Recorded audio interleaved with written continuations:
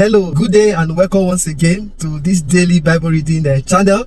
Today we read Nehemiah chapter 4 verse 7 to 9 came strong for me.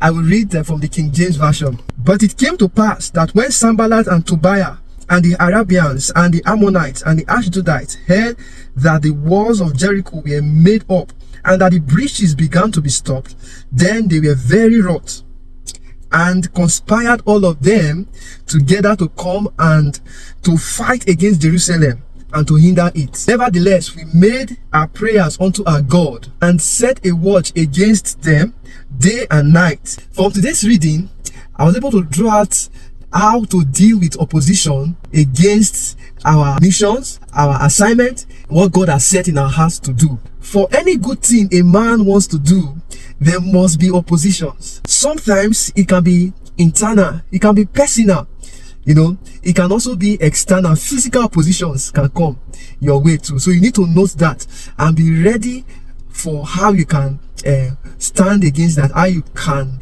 overcome. The purpose of this opposition is actually to stop that thing you are doing. No other reason.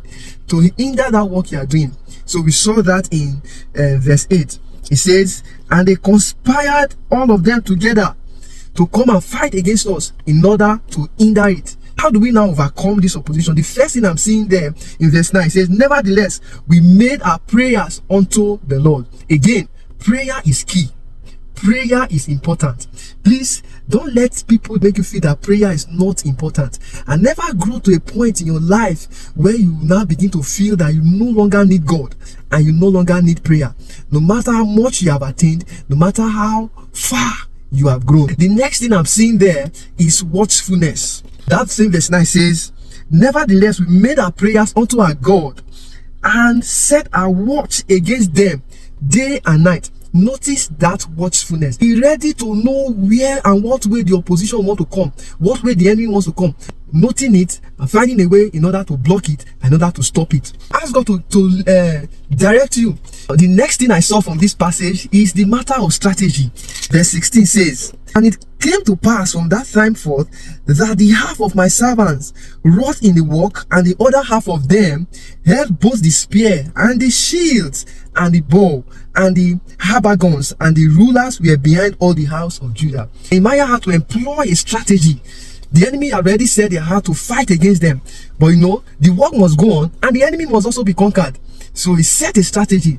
While some people were working, at the same time they were working, they were also holding their sword. Some people were working, some other people were watching with their sword, with their bow, with their shield, with their arrows, in order to what? To fight against the opposition, to fight against the enemy. So while prayer is good, prayer alone is not all that is needed. Guard yourself to hold your shield, to hold your sword, and to what? And to do what you must do. Put in the work that you need to do in order to overcome the enemy. The next thing I am seeing there is the matter of depending on God. Put in your strategy, continue doing your work, hold your sword, hold your shield. But when you do all of this, never depend on all of that to think that all of that will help you to overcome. You must still depend on God. Look at what Nehemiah said in verse 20 of that same this chapter 4. He says, in what place therefore you hear the sound of the trumpet, resort ye either to us, our God shall fight for us. You see, they are fighting their sword, they are building, they are holding their shield, but you see, they yet dependent on God. You hear him saying that our God will fight for us. They are going to fight, but yet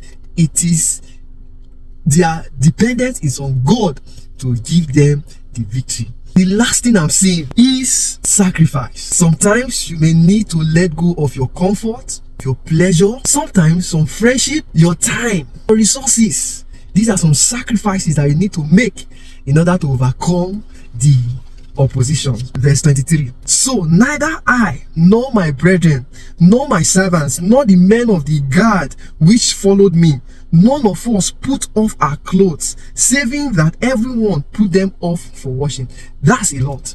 Imagine them going with one cloth all the time, only when they need to wash it. You can imagine the amount of sacrifice they would have put in already.